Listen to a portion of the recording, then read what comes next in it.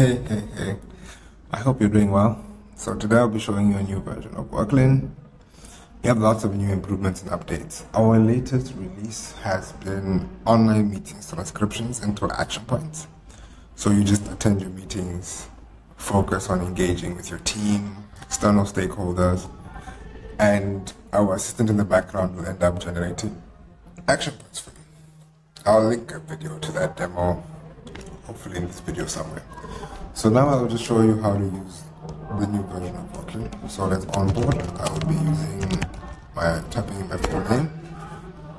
Let's take me in. It will show me the terms and conditions exactly of how we don't retain your data, we don't read your data, or end-to-end encrypted. If you're an enterprise and you are a small team that wants to host this yourself, we also provide you that ability to be able to host your data in its own contained place.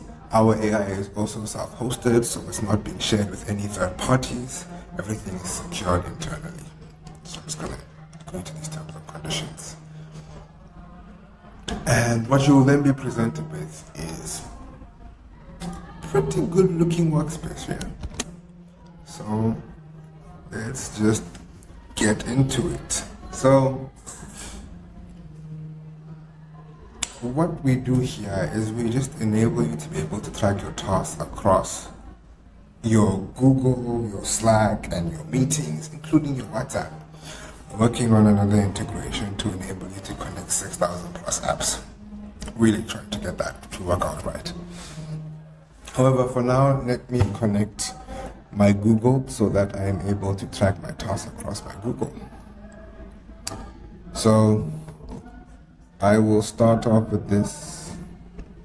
Let's go with this one. So continue. Now, when you connect your Google, Google will ask you to provide certain access to certain permissions. And so I'll be taking the time through this demo to take you through the different permissions and how we use them. So the first one we have is view your email messages and settings. So we track your messages that get sent to you via email through Gmail. The purposes of this is so that you don't have to get overwhelmed with all the various different messages. So we filter out any marketing, spam, all those messages, and just focus on messages that are important to you and turn them into action points so that they're things you can act on. So all we do is all we have is the ability to view your emails. We then also have a read, compose, and send emails from your Gmail account. So the reason for this access is, one, when we go through your messages, we also indicate on the messages with a label that we've been here, right? So we have an assistant in the background named Juniper that goes through this and just lets you know that Juniper's read this message. We also then enable you to be able to reply to these messages from within the task themselves, so you don't have to leave. The goal here is to just make your life much more easier across various communications.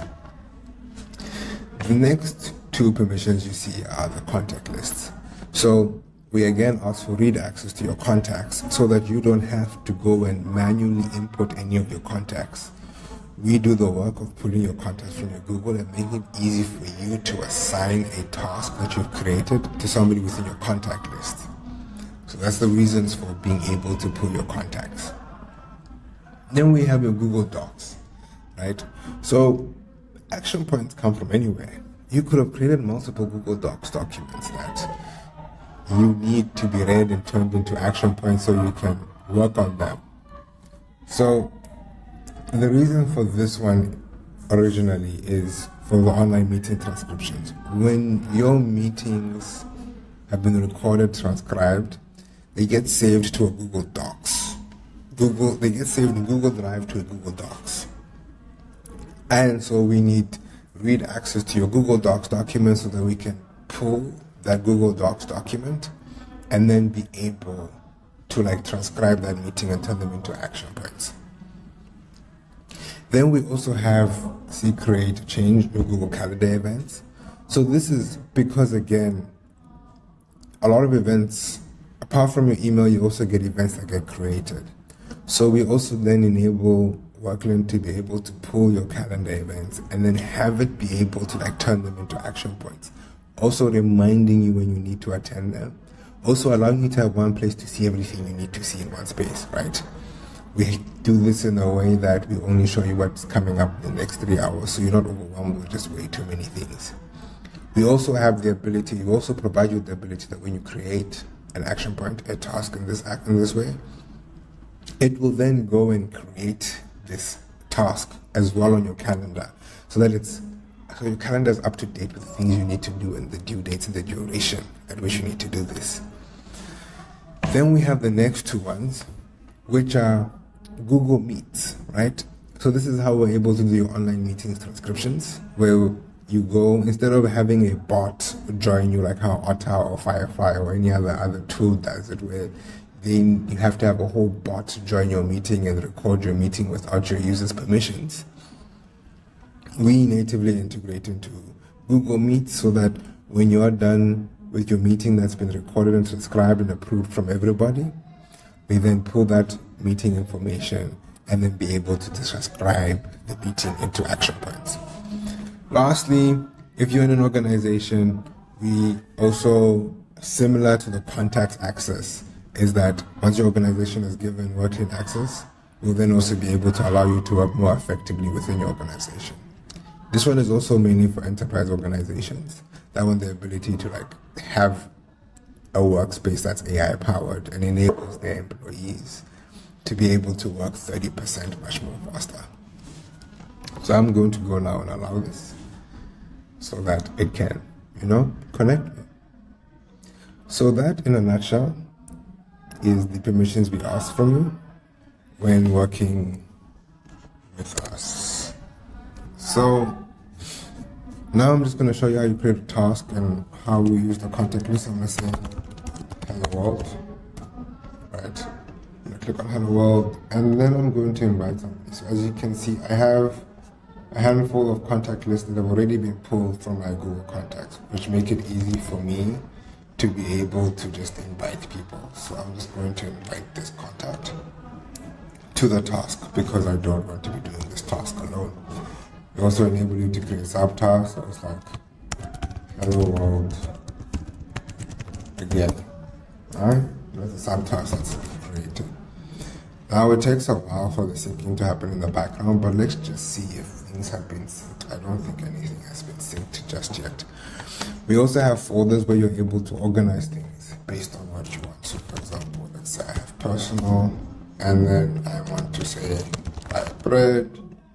It's due on the 17th. If I click on buy bread, I should be able then to put it into the personal folder and then filter out my task based on my personal or my home folder. Again, maybe I want somebody else to be able to do this. So we also enable you to be able to invite people via email. So I'm just going to invite this person because this person is the one that's going to go and invite the bread. Just going to send them the invite. Now, again, I don't know how long the syncing takes, but let's just see if it's synced. There we go. So these are the things I have to do today. I'm doing this recording on a Saturday, so I don't have much. It's a very chill day, and I'm really trying very hard to relax. So what we have is, this is one of the events that have been pulled, and when I would click on here, it would then, what do you call this now? When I click on here, it would take me to the Google Meet meeting. At about around here, I should link the video for the online meetings transcription so that you can see how that works. And then, however, since I've already done it, hey, oh yes, this is a new account. Okay. Then there's exercise. This was also an event I created, but since it has no Google Meets, it's just letting you know this was pulled from Google. I don't have any new messages in my mailbox that need to be transcribed into action points, so I don't have anything here other than just my events.